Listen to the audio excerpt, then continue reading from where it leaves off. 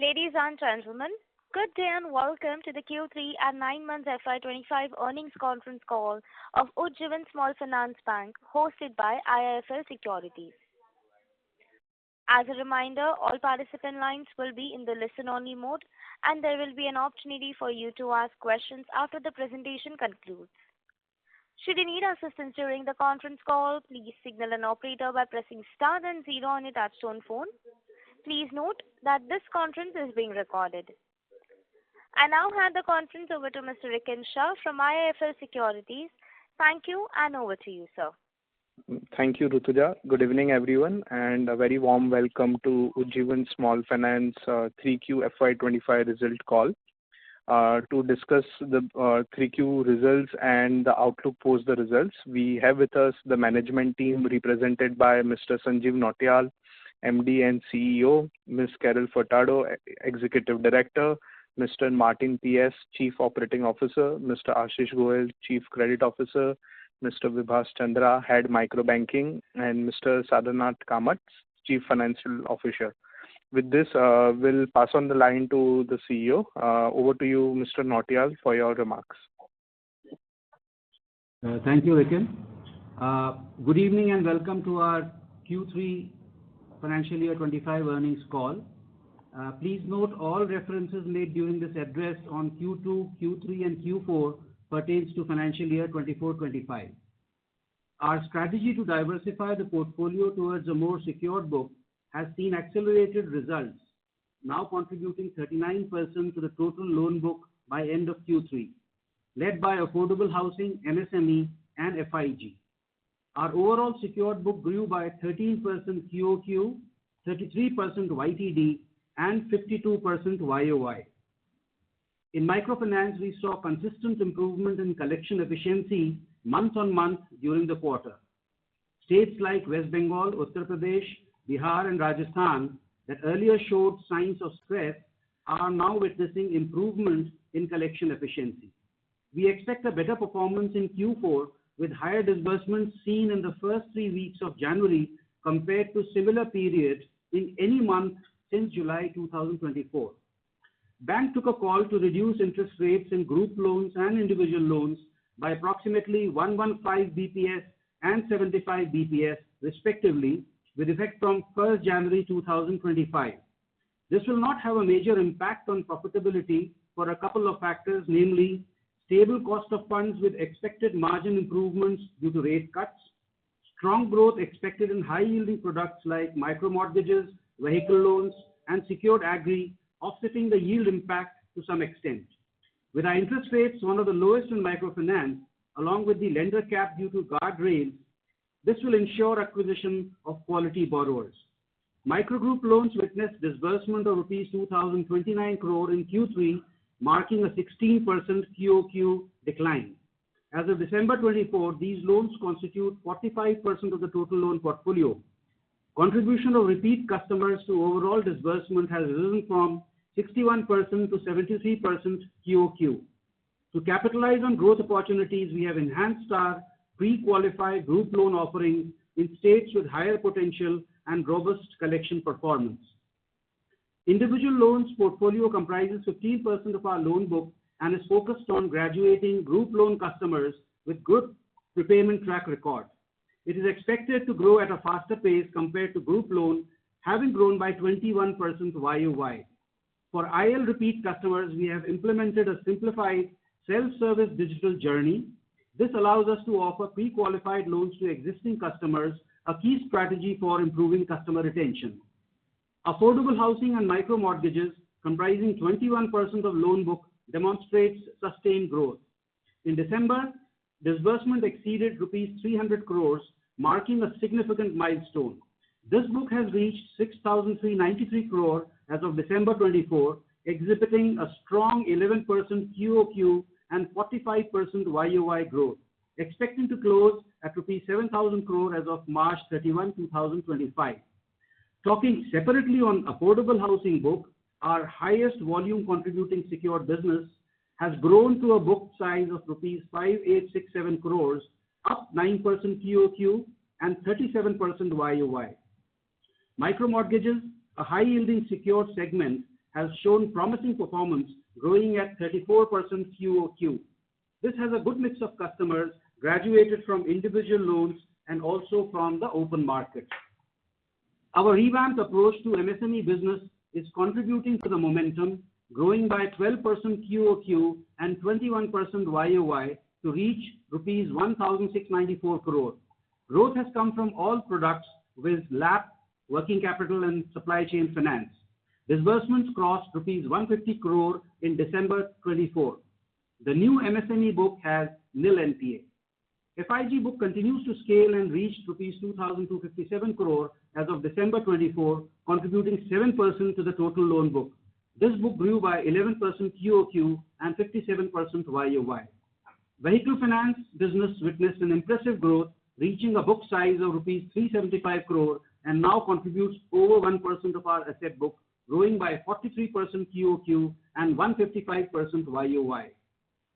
Gold loan business has experienced significant expansion, with its availability increasing from 63 branches in March 24 to 198 branches in December 24. This book stands at rupees 115 crore in December 24. Secured Agri, which includes livestock and KPC, has shown significant QOQ growth of 27%, reaching a book of 459 crore. Overall, investments that were made last financial year onwards towards our product diversification strategy is yielding results. Secured book is showing promising growth of around 40% over March 24.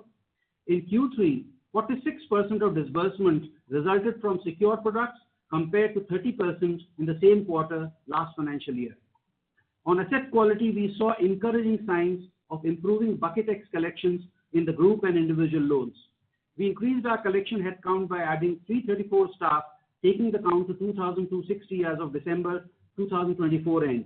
That helped us in improving resolutions in SMA/harder buckets. West Bengal, Uttar Pradesh and Bihar are showing good improvements month on month, along with other states such as Punjab, Haryana and Maharashtra. This is reflecting in our Bucket X collections at 99.2% for Q3. Slippages from GL and IL book came in at rupees 298 crore in Q3 versus 197 crore in Q2. Additionally, the bank effected an ARC transaction of rupees 270 crore in Q3, 207 crore from NPA book and rupees 63 crore from written off portfolio. We hold 100% provision in the subscribed security receipts. Asset quality in the secured book has been significantly better. The MSME new book, which forms 48% of the MSME book, has nil NPAs. Housing and micro mortgage portfolio continues to remain strong with 1.1% GNPA. At overall book, our GNPAs and NNPAs as on December 24 stand at 2.7% and 0.6% respectively, despite challenges specific to microfinance. We maintain our credit cost guidance at 2.3% to 2.5% for the year. Bad debt recovery continued to be strong, collecting over rupees 29 crore in the quarter. Bank's total deposits reached rupees 34,494 crores, marking a 16% YOY growth. Notably, CASA deposits saw a 15% YOY increase, reaching 8,662 crores, which is 25% of overall book. Retail deposits stood at rupees 25,274 crores, accounting for 73% of total deposits and demonstrating a 24% growth over December 23. Retail deposits continued to stay above 70% consistently in the last 8 months.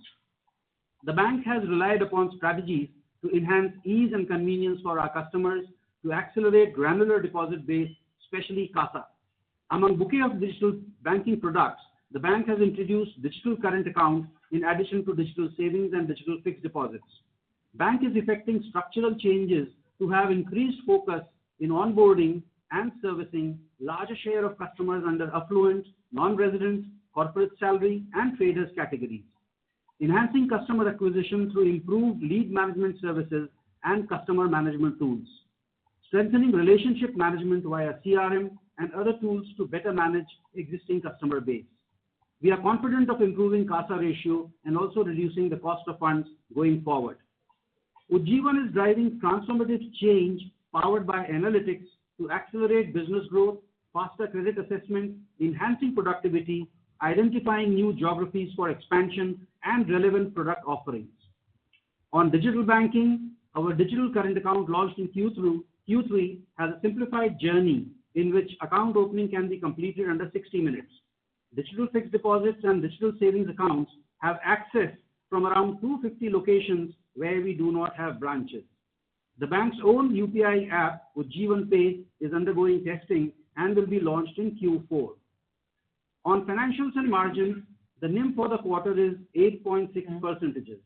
The compression in yields on the overall portfolio is down to 18.2% in Q3 versus 18.9% in Q2 due to growing contribution from secured assets. Cost of funds moved up marginally by 6 basis points to 7.57% in Q3 versus 7.51% in Q2, largely attributed to retirement of IBPC book. Operating costs increased only 1% during the quarter versus 10% increase seen in Q2 over Q1. Other income was impacted due to lower processing fee, reduced insurance income, and provisions on security receipts arising due to ARC transactions. Credit cost for the bank was at rupees 223 crore in Q3, higher than rupees 151 crore recorded in Q2. In addition to this, we have taken an accelerated provision of rupees 30 crore. PAT for the quarter was rupees 109 crore, and subsequently adjusted ROA and adjusted ROE for Q3 are 1.1% and 15.1% respectively. I am also delighted to announce that the board has accorded approval to move the application for voluntary transition to universal banking in its meeting held today. We will be submitting the application to RBI shortly.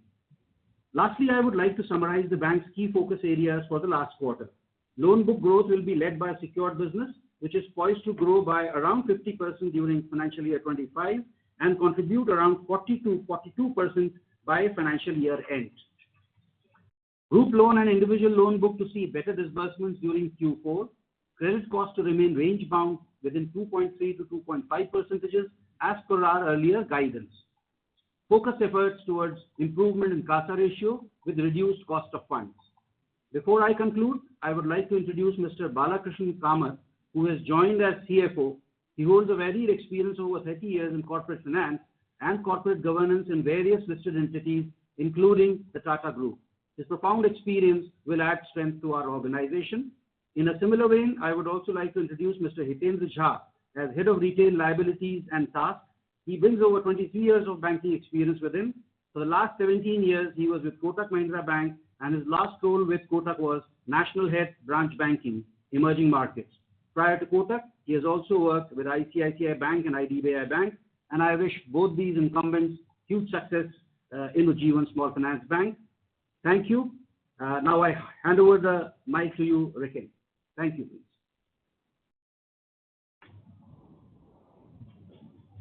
Operator, we can open the call for Q&A. Thank you very much. We will now begin the question and answer session. Anyone who wishes to ask a question may press star and 1 on the touchtone telephone. If you wish to remove yourself from the question queue, you may press star and 2. Participants are requested to use handsets while asking a question, and also request to limit their questions to 2 per participant. Ladies and gentlemen, we will wait for a moment while the question queue assembles. The first question is from the line of Rajiv Mehta from Yes Securities. Please go ahead. Yeah, hi, good evening. Hope I'm audible. So my first question is on the NDA collection efficiency, which is improved in December. So have you seen the trend continuing in January? And besides adding people for collection, are we also seeing any improvement in center meeting attendance or the loan officer attrition? And just a follow-up on this, have you also started seeing any improvement in resolutions and rollbacks in the SMA buckets in the recent months?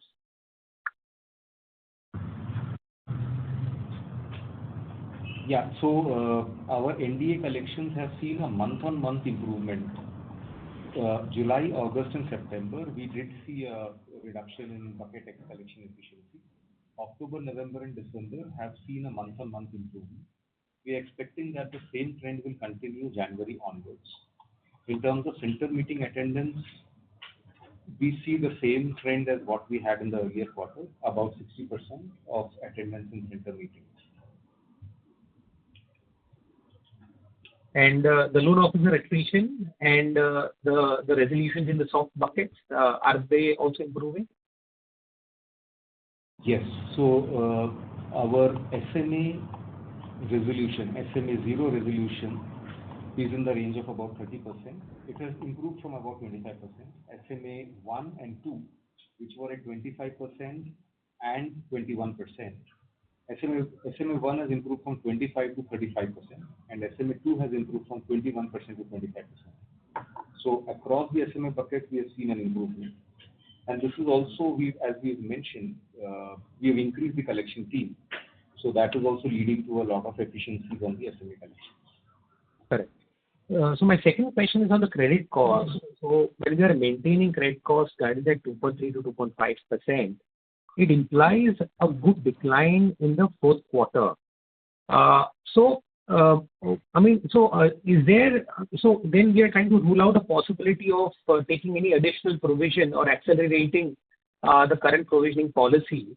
Would that be correct? And what levels of PCR will be comfortable with maintaining? Because I can see that in this quarter the PCR has improved, but we have also shifted floating provisions from standard to to the NPL bucket.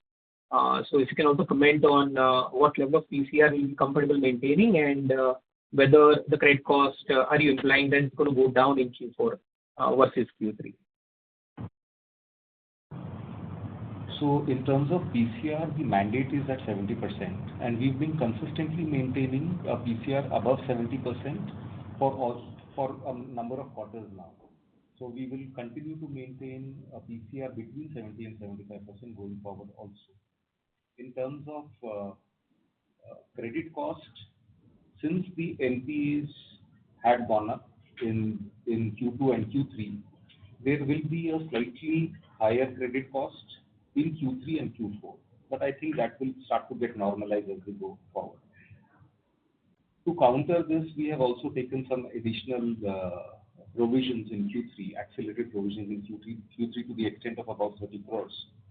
So that, these accelerated provisions help us clean out the expected increase that we were expecting in Q4. So largely it will now get neutralized. Okay. Thank you and best of luck. Okay. Thank you. Ladies and gentlemen, we will request you to kindly limit your questions to 2 per participant. The next question is from the line of Renish from ICICI. Please go ahead.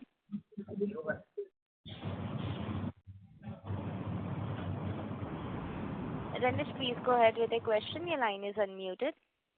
Yeah, hi. Congrats on a good set of numbers, sir. Just 2 things from my side. One, on the PAR 0 bucket. So if we look at the group loans, it is at 6.6, IL it is at 4.5.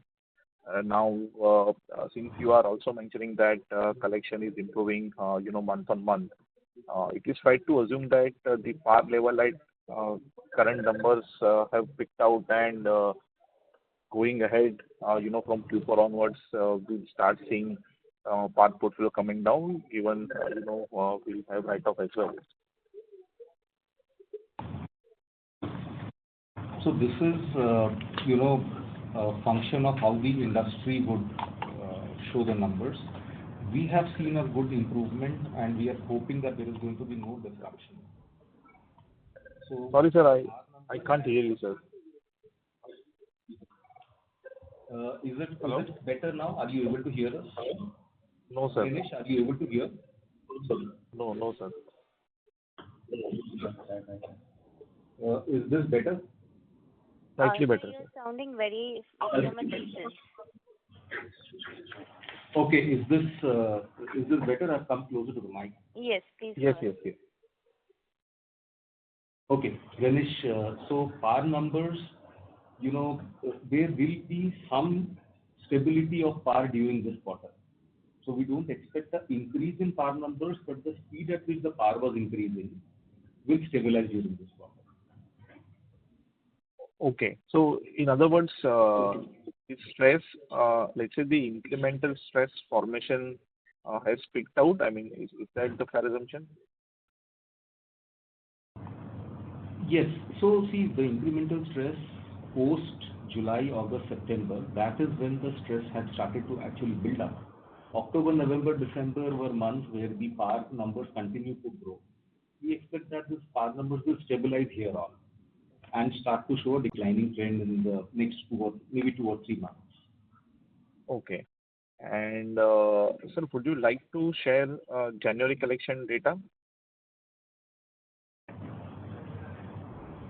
It is a little early for the January collection data because we have numbers only till maybe a couple of days back.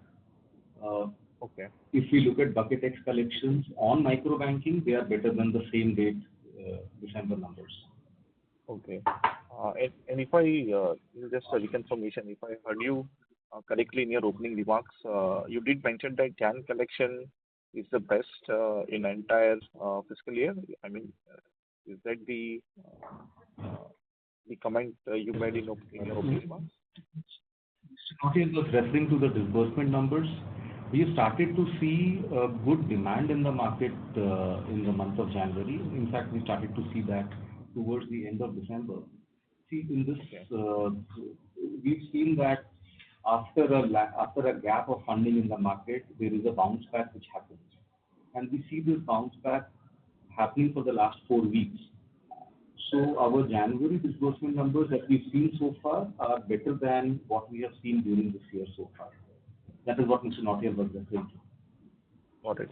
And just this last thing, in terms of the SRO guardrails, are we following 4 lenders guardrail or we have already implemented the 3 lender guardrails? So we are following 4 lender guardrails. The 3 lender guardrails would come into effect on 1st of April. However, the other guardrails of 2 lakh indebtedness and 2 lakh indebtedness and funding to SMA customers, these we are already following. Got it. Okay. What we have additionally done is for new to bank customers, we have implemented the 3 lender guardrails. Okay. So for repeat loans, we are following 4, but for new to company customers, we are following 3. Yes. New to bank customers, we have implemented the 3 lender guardrails in the beginning of January. Okay. Thank you, sir. Thank you. Thank you. The next question is from the line of Sarvesh Gupta from Maximal Capital. Please go ahead. Good evening, sir, and thank you for giving the opportunity. Just as a feedback, sir, it would have been great had we stick to the regular time because we hardly got any time to see this lengthy presentation of yours. So most of the questions that the analysts have to ask, have to be asked without looking at the presentation itself. So would appreciate if we can stick to timelines from the next quarters. Secondly, sir, on the overall collection efficiency for the book, on the secured side, did you see any stress in this and including January? Are you seeing any spillovers of some of the stress in the microfinance on your secured book? No, in fact, our collection efficiency for the affordable housing and for MSME as well as vehicle finance has been consistently above, bucket X collection for affordable housing is in the range of 99.4 to 99.5. For MSME, it is above 99. Vehicle finance is above 99. And we have not seen any decline. In fact, we've seen a marginal improvement in Q3 over Q2. So these secure products, the bucket X collection has been consistent and improving. And overall collections have also been good? QOQ, sir? Overall, see, when you look at the overall collection efficiency, you will see a dip because the PAR numbers have gone up. So when the PAR numbers go up, the collection efficiency on the SMA and NPA buckets is lower, which weighs down on the overall collection efficiency. And similar trends, sir, for January? Hello? I would say it's again very early. Hello. January, I would say it is early, but on 20th of January, the efficiency in microfinance is better than 20th of December, is what I could say. Okay. Okay. And no, I was asking about secured products, sir. Secured products, we maintain a very consistent bucket X efficiency. So it continues to be in the range of 99 to 99.5%. Okay. And sir, this guidance on the credit cost 2.3 to 2.5%. Now, I did not get the chance to sort of calculate, but how much have we done till 9 months against this number that we are referring to, and is it adjusted for all the ARC sale, etc., or how should we read this number? If you can give us a absolute number, that would be great. How much have we done till now and what we are guiding for? So we have a 9-month credit cost is 1.55% for 9 months, YTD December. In numbers, it would be 478 crores. 478. Hello? Hello, sir, your voice is very feeble. Okay. Were you able to hear the first sentence? You said 1.55% you have done. Yes, yes. And in terms of value, the first 9 months was 483 crores. And sir, this is including accelerated provision and ARC sale, the loss that we have incurred there? Yes, it includes both ARC sale as well as accelerated provision. So then in the last quarter, basically you are guiding for 0.8 to 1% credit cost. Yes, 0.8% to 0.8 to 0.9%. That is right. Okay. And any guidance that you would want to give of how things can be for FY26? It will be a little premature to give a guidance for FY26. We can come back to you during the first quarter for a guidance of the full year. But as of now, it will be a little premature. Okay, sir. Thank you and all the best. Thank you. The next question is from the line of Suraj Das from Sundaram Mutual Fund. Please go ahead. Yeah, hi sir. Thanks for the opportunity. Sir, one clarification first. On slide number 23, the collection efficiency that you have reported, this is for the overall book, right? Including delinquent customers. You're referring to the group loans lender-wise trend? Yes. That is slide number 23? Yes, sir. Okay, go ahead, please. No, I'm asking, this is including the delinquent book, right? This is total collection efficiency. Am I right? Yes, it includes, this is total collection efficiency. That is right. Okay, understood. And slide number 21, the collection efficiency table that you have reported, there is this, on the normal collection also, there is some OD collection. What is that, sir? For group loan and individual loan? Additional collection includes overdue collection. The additional collection is what you're referring to? No, sir. Second column, after due, there is collection where there is an asterisk mark, and then there is additional collection separately. So what is this OD collection, sir? Overdue collections. We were referring to overdue collections. So collections which are due for the month and collections which are arrears from previous month. Overdue collections. Okay, understood. Sure. Overdue refers to arrears. Understood, sir. And sir, the last question is, sir, in terms of if I see the yield on the affordable housing side, that has come down significantly. 40 basis point on a QOQ basis. Where do you see this yield settling in? Point one, and the point two is overall margin. What would be your guidance on margin going ahead now, given that probably your secured book is growing faster than the overall MFI book? So how do you see the margin trajectory probably for next 6 to 8 quarters?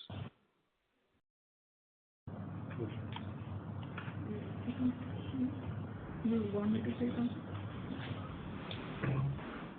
Yeah, the housing yield has come down during the quarter. Can you hear me? Hello? Yes, sir. So you're sounding from a distance. We cannot hear you clearly. Yeah, is it clear now? Yes, it is. Please go ahead. Hello? Okay. Right. The housing yield has come down during the quarter due to three factors. The main one being is it's a floating rate, and the EBLR has come down during the month, during this quarter, due to which all the loans have been repriced, and that has impacted this. And second is you also have to de-recognize the interest for the slippages during the quarter. That also has been given effect. Sorry, sir. And there What is one more EBLR? factor. Sorry, sir. What EBLR has come down? What EBLR? So there is a base rate based on which it's a floating rate. So floating rate, the base has come down by 50 bips. So that's affected the entire book, and that's why the rate has come down. That is one point. Second one is penal interest no longer can be charged as per the new RBI regulation. So it has been reclassified as penal charges. So it is not coming under this head anymore. And finally, there is a 9 crore adjustment for interest which has been de-recognized due to slippages during the quarter. These are the three factors. Okay. And sir, overall margin trajectory, how do you see that? Oh, it will be going steady at whatever rate it is now. It will be consistent going forward. Okay. And sir, on this micro mortgages par number, I think that is also going up from 20 basis point to something like 60 basis point over the last 2 quarters. So do you see this trend continuing in January also? And are there overlap between your MM customer and your MFI customer? So the micro mortgage par is actually a very low number. Point 0.4, 0.5, 0.6 are actually very, very low numbers. We see that the quality of the book has been exceptionally good.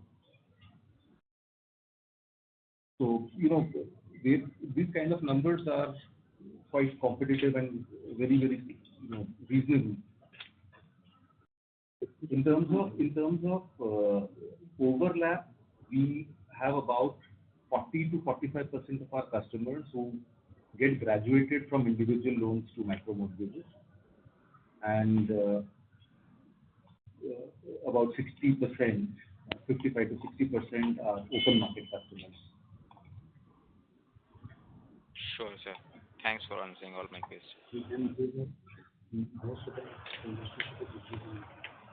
And the individual loan customers who move to micro mortgages have at least 4 to 5 years of experience, relationship with Ujjivan. So that is giving us a very good comfort in terms of underwriting those customers. Sure, sir. Thank you so much. Thank you. The next question is from the line of Nidesh Jain from Investec. Please go ahead. Thanks for the opportunity, sir. First question is on the secured segment. What is the medium-term strategy with respect to secured? Do you see share of secured going up in FY26, and to what level you expect share of secured going up? Hi. So currently our secured book stands at around 39%. And this will see a year-on-year growth. Our secured portfolio in housing, MSME, and the newer business lines like the gold, vehicle finance, secured agri, micro mortgages has started contributing well. We were supposed to hit the 60-40 mark in FY26, but with the pace at which we are going with the secured asset portfolio, we should be hitting that much earlier. And yeah. So, secured will be 60% by FY26, or? It is the 40%, which was supposed to be done in FY26, but we are hitting that much earlier. Secured is 40% and unsecured is 60%. Sure. And do you expect it to further increase in FY26, or at 60/40 you will stop? Yes, we will be increasing the secured portion. And our newer business lines are contributing very well to this book. Sure. And can you share the profitability of the secured book in terms of ROA? Because as the share of secured goes up, whether the ROA of the bank will see a compression over next 2 to 3 years. So if you can share the ROA of secured book, that would help. ROA of secured book or ROA of housing MSME, whichever is convenient. Yes, we will get back on this a little later. Okay. Thank you. That's it. To you. Yes. Sure. Thank you for my side. If you can just share the ROA of the secured book on a whatever transfer pricing that we use internally, that would be useful. Thank you. We'll do that. Thank you. The next question is from the line of Deepak Poddar from Sapphire Capital. Please go ahead. Yeah, am I audible? Yes, you are. Please go ahead. Yeah, thank you. Yep, thank you very much, sir, for this opportunity. So, just first up, I wanted to understand. I mean, this 9 months we have grown by about 10%, right? And you mentioned that 4Q you are seeing some demand coming back and some traction on your disbursement. So, overall for this year, what sort of growth range we are looking at?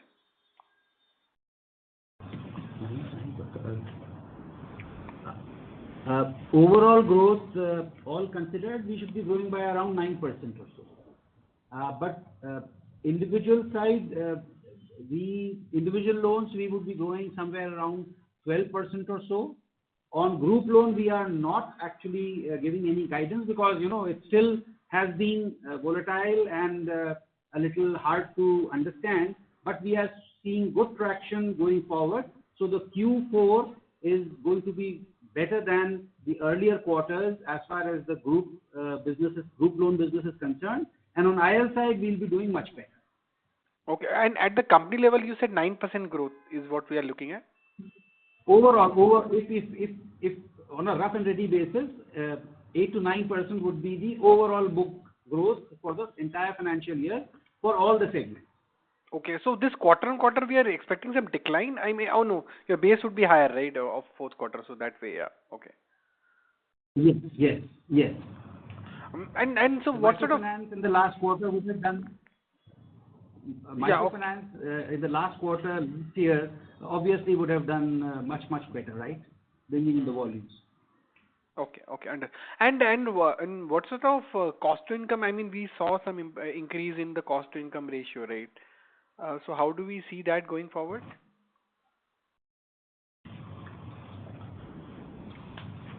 Can you hear me?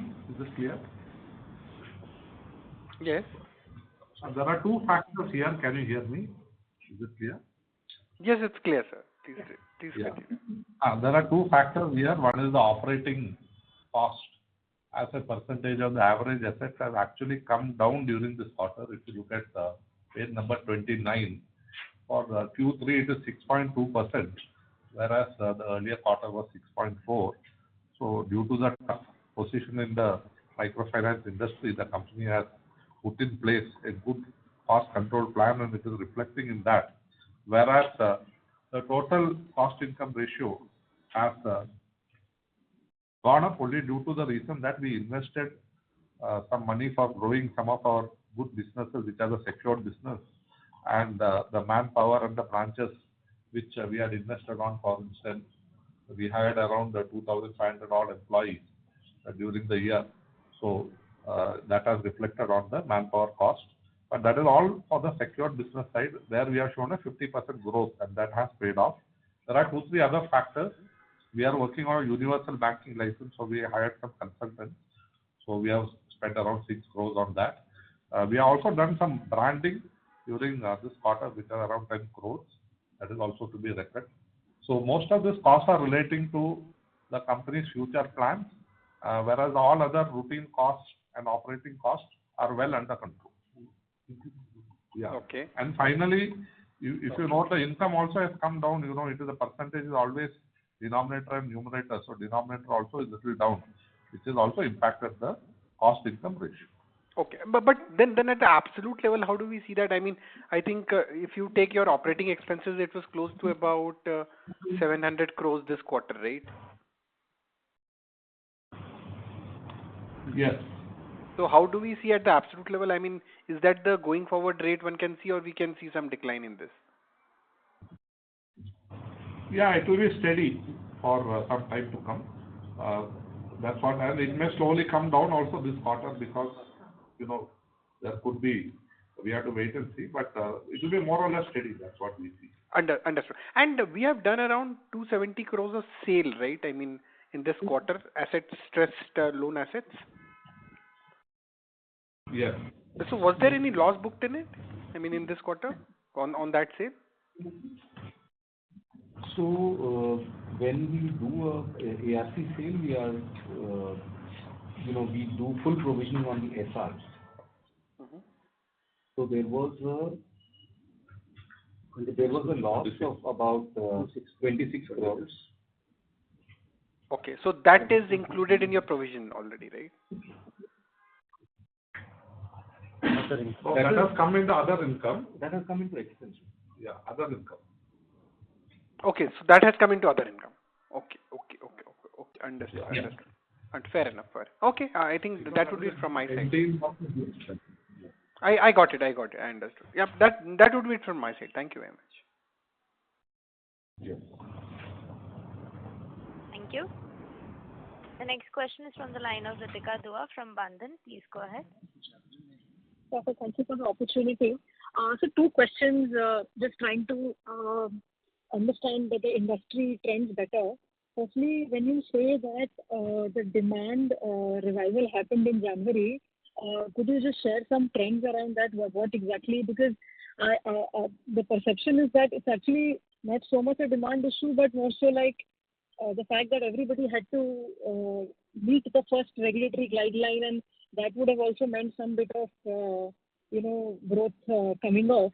So when you say demand coming back, what do you mean by that? That's the first question. And the second is a little longer question, but obviously, because to the previous caller, you said that obviously we are not giving a guidance for 26, which is fair. Still, is it fair to say that maybe because you've still not moved on to the 3 norm, which obviously some of the other banks at least have. So when you actually move, 26 could not obviously be a normal year on credit cost again. And secondly, sorry to draw parallels because I know it's not exactly the same book which one bank has versus the other, but still the kind of commentary which we hear from two prominent banks is that the slippages of third quarter could be the similar which could be there in the fourth quarter.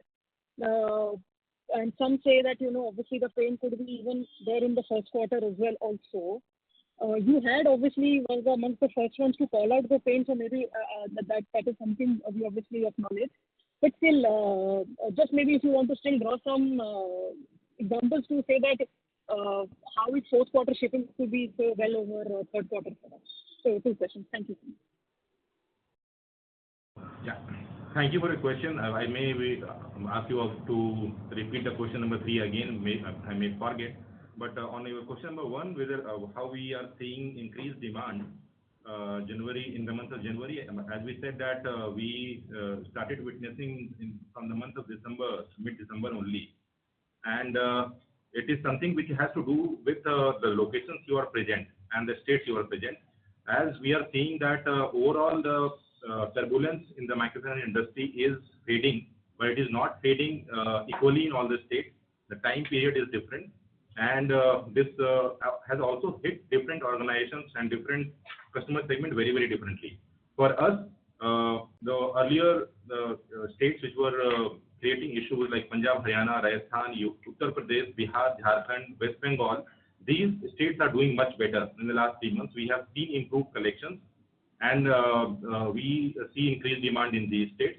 At the same time, we would also like to mention that states like some pocket of Tamil Nadu, some pockets in Karnataka, Kerala, and some pockets in Odisha are for us are still to see to see the bottom, and we are careful there. But as we are seeing increased demand in majority of states we are present, we see improved disbursement in the month of January so far. That is something which is we'll also see happening in the coming 3 months. That is something which we are able to see in the quarter. What was your second question? So you partially answered it. I was trying to understand that I acknowledge that your book is different from the other bank, but another bank has given a very a guidance kind of a thing that even a fourth quarter slippage could be as high as third quarter, and so that's one point. And the second point is that I was saying that so if you could just maybe draw some parallels as to why you think fourth quarter is turning out to be much better than third for you. And the second additional point to this was that because you're still to move to the 3 regime, do you think that maybe 26 can actually still see initial first 2 quarters can still see higher slippages because of maybe you moving to the norm come first week? So in terms of slippages, slippages comes with a lag of about 90 days, 90 to 120, 150 days from the time that an account gets into a 1 DPD PAR. So slippages will happen because our PAR started to increase in Q2 and Q3, so that there is a lag effect of that. So slippages, as we see, are going to be steady. They may come down marginally, but not significantly. In terms of growth, Mr. Nautiyal in his speech had said that we want to be amongst the preferred lenders. So we have actually reduced our interest rates to be more competitive in the market. We were competitive, we want to be more competitive. And we want to be a preferred lender. And this is in preparation to the 3-lender norm, which would happen starting April. So in anticipation of that, and we want to, work with our customers, give them better offerings, so that we can continue with our set of customers even after the 3-lender norm kicks in. Thank you so much. Participants are requested to please limit your questions to 2 per participant. The next question is from the line of Pritesh Bam from DAM Capital Advisors. Please go ahead. Hi, sir. Good evening. So just on the slide 23rd, you've given group loans lender-wise trends. Just wanted to understand the slide. So basically, when we look at PAR, lender-wise PAR for Ujjivan 4+ and above at 26, so that 26 basically is of somewhere from June or September, right? So basically 7.6% would have caused a 26% PAR is how that has to be read, right? Sorry, the first table, lender-wise borrower trend, refers to what is the percentage of borrowers. Let us say November end, we have 45% borrowers who are unique to Ujjivan, and then unique to Ujjivan plus 1, 2, 3, and 4. So 6.6% of our borrowers are Ujjivan plus 4 and above. The delinquency of this set of borrowers is 26.6%. And the delinquency of the PAR number of unique to Ujjivan is 3.9%. So you would see that there is a wide variance between customers who are unique to Ujjivan and customers who have taken loans from multiple lenders. Right. No, so what I was just trying to allude to is... Sorry, yes. So what I was saying is the 7.6% which you had in June as Ujjivan 4+ and above would have slipped over time and that would have become PAR, right? So what I'm saying is that 7.6 has come down to 6.6, but then a lot of that has slipped to PAR in that way, which has also GNPAs, right? So that is how we have to look at it, or is it very independent that 6.6% of that 26% is PAR? It's a portfolio. No, 6.6% of our customers, out of every 100 customers, 6.6 have multiple lenders, and 26% of those 6.6 have moved to PAR. Got it. Okay. And the rest of that, so part of that also the reduction which shows also would have repaid the loans, right? So that is how also it would have dropped, right? Yes. They would have either repaid the loans. So this number of, Ujjivan plus 4 would continue to come down because, Ujjivan plus 4 is no longer part of the lending policy. Correct. Sir, second question was on the similar slide only. Basically, when you, how do you, basically put the numbers here if somebody in the lender side or the other lender side would have been got repaid on the loan. So just hypothetically, if somebody has repaid a loan at some other lender, how will this come in as a percentage here? So will it be a cutoff, or is it like every time you do the bureau check and then come out to a number? So we do a bureau check every time we get a bureau wash on a monthly basis, and all the numbers that we follow are basis the bureau scrub that we do on a monthly basis. So these numbers are updated, refreshed every month. Okay, got it, sir. Thank you so much. These were my questions. Thank you. All the best. Thank you. The next question is from the line of Arvinda from Sundaram Alternatives. Please go ahead. Hello, team. Thank you so much for the opportunity.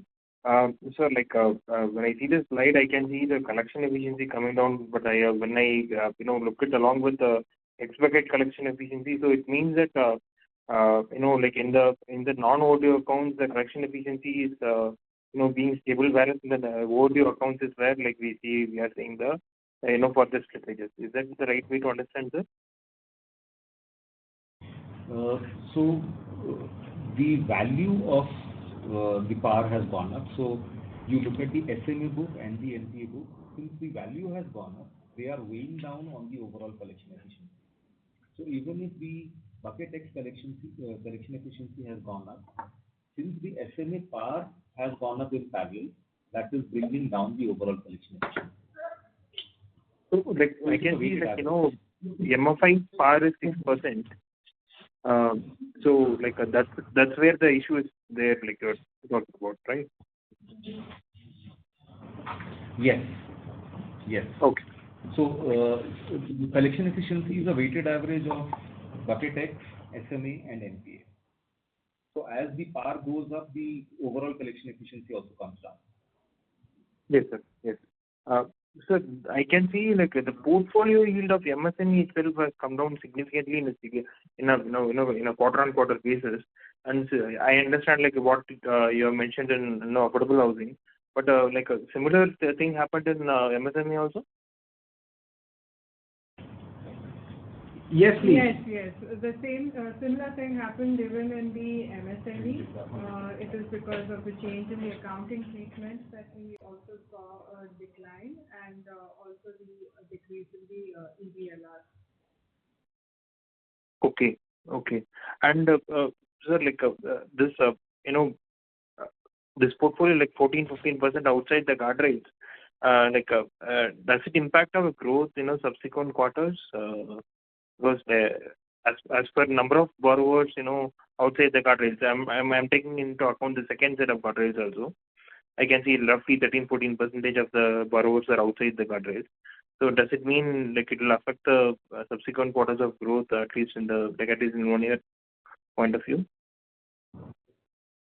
So see, here, yes, there are 6% and overall 14% customers who are 3 or more.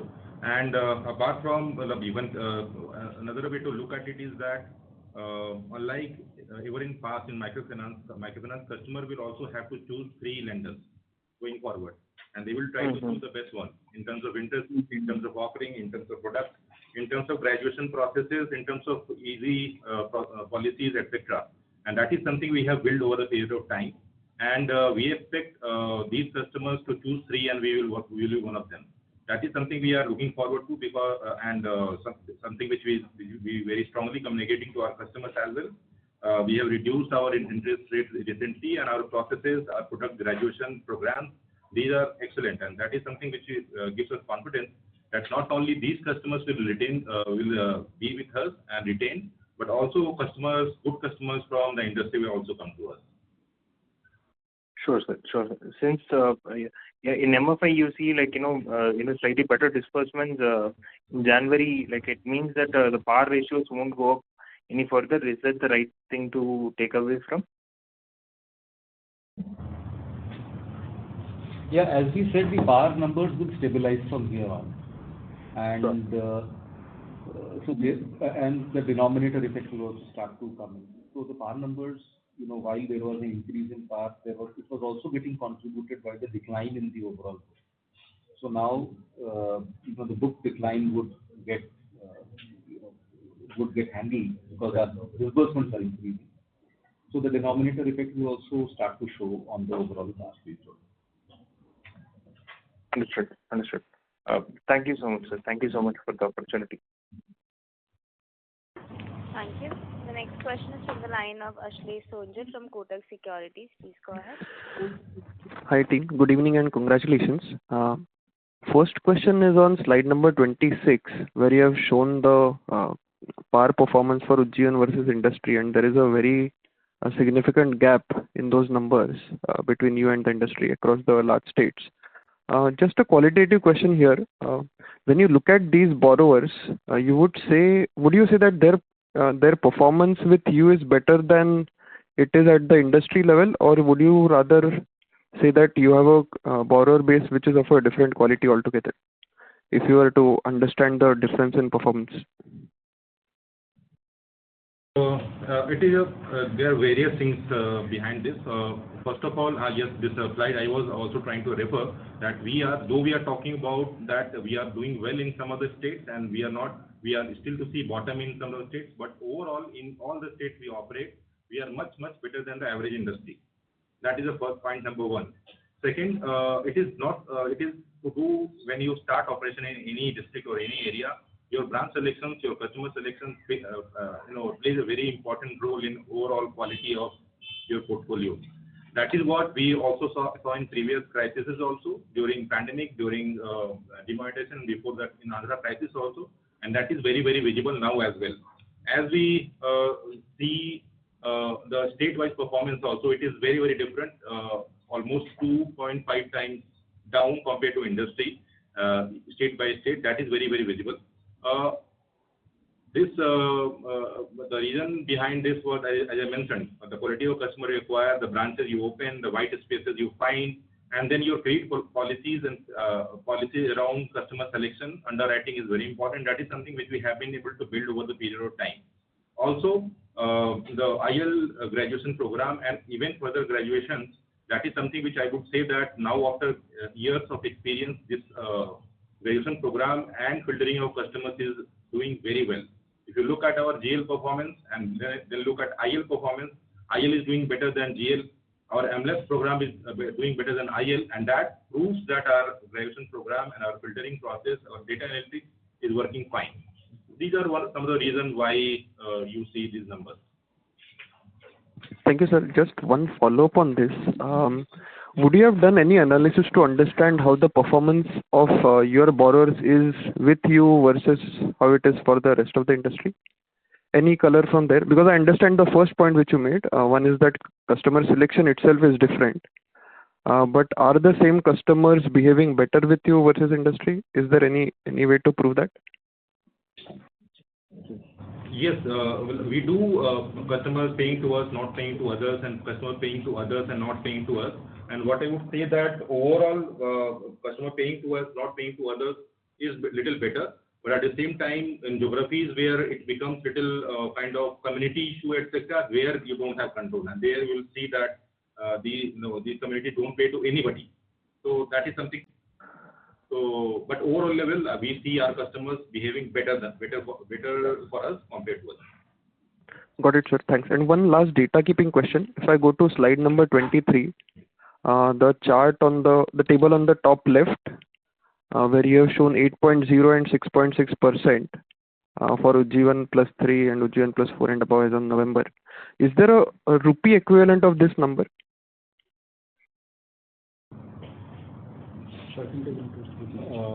We can get back to you on We can do the math and send it to you. Sure, sir. Perfect. Thanks a lot, sir. And congratulations. Thank you. Thank you. Ladies and gentlemen, we request you to kindly limit your question to one per participant. The next question is from the line of Abhishek M from HSBC. Please go ahead. Yeah, hi, good evening. So sorry to come back to this slide 23. For this Ujjivan plus 3, the table on the left, and Ujjivan plus 4, would it be a fair assumption that the portfolio mix would roughly be similar as the borrower mix? Or would there be a difference in ticket size for Ujjivan plus 3 and Ujjivan plus 4? No. No, you would see only a decimal point difference there. So borrower and value would roughly be the same. Okay, great. So given that you have not applied the 3-lender guardrail yet, and because this Ujjivan plus 3 is more or less stable over the last 5-6 months, so fair to assume that these customers are also getting repeat loans or renewal loans as of now? Yes, they are. Yes, they are. As based on the credit policy that we have, any customer who is eligible for a repeat loan gets a repeat loan. So this is again based on the policy parameters, but they are all getting repeat loans as of now. And one more thing is that 4-lender is one thing. Then you have indebtedness limit. We also have a policy that if we don't lend to customers, so far we have not lent to customers who are even 1 DPT with others. So those policy also take into account when customer past behavior, and that helps you choose customer better. But if okay, so if that is the case, then the PAR trend that is going up, right? And the moment you hit April and you probably stop lending or stop giving renewal loans to these customers, then that PAR trend can also go up as sharply as what you see in Ujjivan plus 4 and above. And that means, that could lead to more credit costs in 1Q and possibly even in 2Q. So how do we read this? So when you look at Ujjivan plus 3, for example, there is a 8% contribution to book. Right. These customers, good customers from here, it would be our job to retain those customers and continue the relationship and strengthen the relationship with them. Customers who are in PAR, that could be a little bit of disturbance, and because the relationship may not get renewed. But that effect, I would assume, has already happened during the last 1 or 2 quarters. So there could be a marginal impact, yes, but not a very significant impact. Because if I just think about it, the book size, let's say 8% and 6.5%, so similar book size, but that book size will have the same experience that these 6.5 had from September or from July to November. So if you see the PAR movement, it really shot up after June, right? 10 went to 19, and then further increased to 22 and 25. I'm thinking this 13 will have that same experience by from April, and then that goes up with a similar trend. So that's where I'm coming from.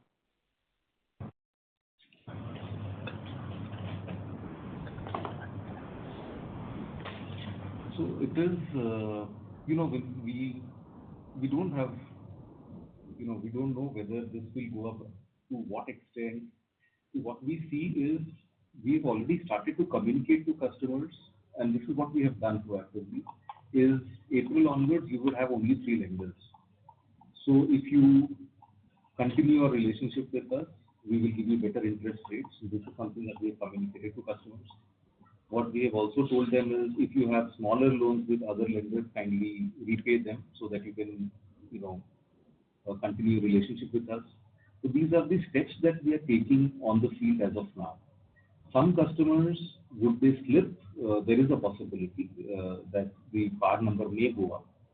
But, we will try our best. That would be the effort that we would make to continue with the asset quality. Is there a chance of this number going up? Yes, there is a chance. But to what extent is very difficult to say as of now.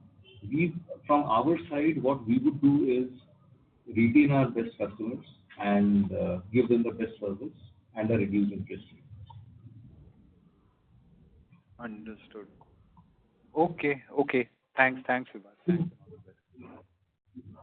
Thank you. The next question is from the line of Sagar Shah from Spark PMW. Please go ahead.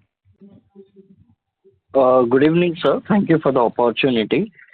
First of all, my question was related to the industry level. You have clearly highlighted that in the PPT as well as on the call that how you have fared better than the industry as far as the microfinance collection is concerned.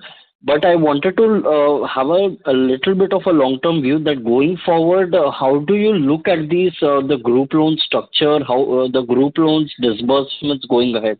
How do you look at the business going ahead? After this all stabilizes in the next 2 quarters, do you see some sort of visibility in resumption of disbursement growth as far as this business is concerned for Ujjivan as well as the industry, or how do you see it? That is my first question. Yeah. So, as we mentioned that we have already seen green shoots in many of the large states where we are operating. At industry level also, these states are large. At the same time, there are few other states which will normalize, say, in the next 2-3 months. This is what we feel. But at the same time, as you are also asking about what will be the structure in microfinance going forward. So, what I would say that what we have so far seen is that the customer aspirations have changed a lot in the last 3-4 years, especially after pandemic. At the same time, if you look at the kind of regulations that has come in, I would say self-regulations in form of guardrail 1.0 and then 2.0, customers will be limited to 3 lenders.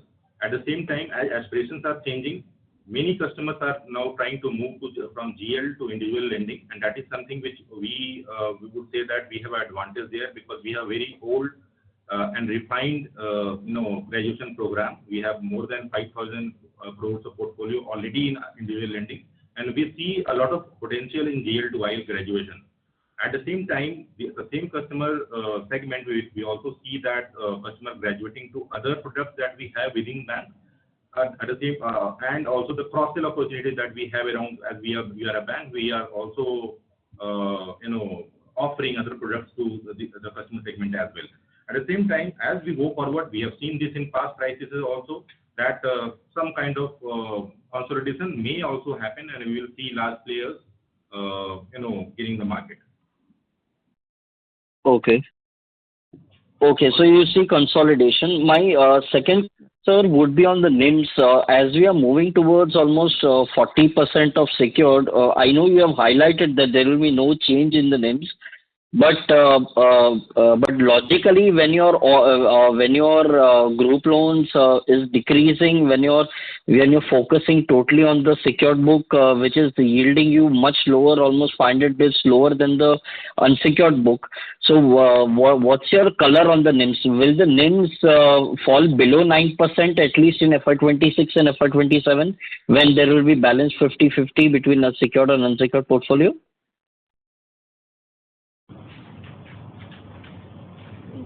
Yes, the NIMs will fall below 9%, but what we have done is that, our book, our secured assets book, we also have products like the vehicle finance, the gold loans, all these are high-yielding products. So this should help us in compensating the decline in the unsecured portfolio. And we have micro mortgages, we have vehicle finance, which are very high yielding products. So we should be able to maintain the NIM at around less than 9. Okay, okay, sure, ma'am. And my last question was related to which we categorize as other loans. Now we are offering gold loans at almost, you highlighted at around 128 branches. So what's your outlook regarding vehicle and gold loans? Will the proportion for these two significantly increase, and can you specify a number? So it is gold loan is not 128. We are live in 198 branches, and both from gold loan as well as vehicle finance, we see these two businesses as promising business in coming next medium term, next 3 to 5 years. And we plan to have offer the gold loan as well as vehicle finance, expand this business to branches that we operate currently at this point of time in various states. So yes, these two businesses are very, very promising for us. We have already seen that our housing business is one of the most prominent secured business that we have. MSC has started kicking in. At the same time, these two businesses pulling weight in the future gives us confidence that going forward our secured versus unsecured ratio will move forward. Thank you. Ladies and gentlemen, are requested to please limit their questions to one per participant. The next question is from the line of Amay Kulkarni from Candor Asset Management. Please go ahead.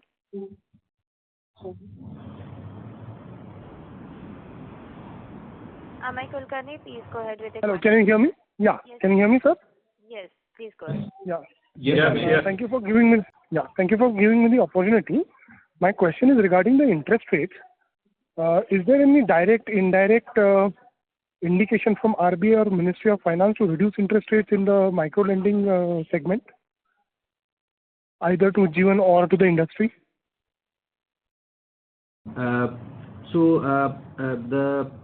The pricing of the risk is the discretion of individual lender.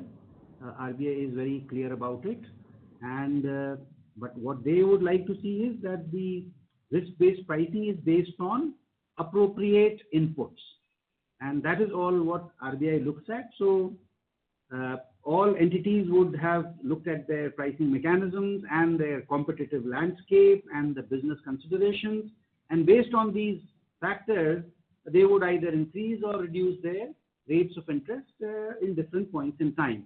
But RBI would not question the rate of interest, but it can only look at how you have calculated it. Thank you. The next question is from the line of Sonal Manas from Persian Cap Investment Advisors. Please go ahead. Hi, sir. Am I audible? Yes, you are. Please go ahead. Yeah, you are. Yes. Yeah, I'm on slide number 21. Just a bookkeeping question, the chart on top, which talks about collection efficiency. If I see month on month, your collection efficiency for group loans and for individual loans is going down from October to December. Am I reading this data correctly? Yes. Okay. The overall collection efficiency for group loans as well as individual loans is showing lower. Yeah, month on month is going down. Could you explain the reason for this number going down? If you could just explain this in detail. Some time back I had said that, as the PAR goes up, collection efficiency is a weighted average of non-delinquent customers in SMA buckets and NPA. So as the PAR has passed, the average comes down because the SMA and the NPA collection efficiency numbers are normally much below. So therefore the overall collection efficiency gets impacted. Okay, and as you were saying to that participant that your PAR is peaking, this number is expected to improve from the December numbers as we speak. Is that correct? When you talk about January, February, March? Yes. So as we said, the PAR we are seeing stability in the PAR now. In the last 4 or 5 months, there was an increase in PAR. That is starting to stabilize now. Okay. I get it. All right. That's about it from my side. Thank you. Thank you. Ladies Thank and you. gentlemen, this will be the last question for today, which is from the line of Shailesh Kanani from Centrum Broking. Please go ahead. Thanks a lot for the opportunity. Sir, again, on slide number 23, I understand our individual lending are basically the group loan customers who are graduated. So when we see Ujjivan plus 3 and Ujjivan 4, have we done any working in terms of those customers who can be graduated towards individual lending, and they might be having an income level more than the threshold of 3 lakhs, and so they can be tagged as non-MFI, and those are good set of customers which can continue with Ujjivan? Yes, and this is something which we do and which we have been doing for long now. Where the customers, we choose customers on the basis of their repayment capacity, their loan ticket size requirement, and their family level income. And on the basis of that, we graduate customers from GL to IL. So you are right in this category also, where customers are looking for loan from 3 or 4 different institutions. We will try to consolidate their loans and give them IL loan. That the good customers who repayment history is good with us, with others, definitely yes. So my question was, have we done some kind of working on that already, because we are kind of reaching the threshold, and April 1st is the date. So any ballpark number, any idea on that? This percentage of out of this 14% odd pool would kind of qualify for individual lending, so they can still be customers of Ujjivan even after 1st April. So as I said, it is a continuous process. If you look at even Ujjivan 4 and above, the repayment rate is 79%. That means that majority of customers are paying. The customers who are paying on time, the customers who are paying on time to others also, and customers having income. That is the process we follow and graduate these customers. Sorry, just to clarify, so they would still remain customers of Ujjivan post 1st April, but they would be customers, right? Not necessarily. If they are they are pass or filter process, and they can be given another loan in terms of IL. That is they will still continue with Ujjivan. Okay. That clarifies. Thanks a lot. Thank you, and best of luck. Thank you. Ladies and gentlemen, as this was the last question for today, I would now like to hand the conference over to the management for closing comments.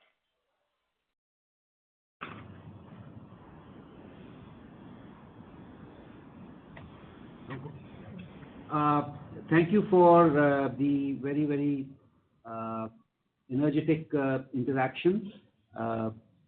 As a guidance, as my concluding remarks, I would like to state that our secured book by the year end would be 40% plus.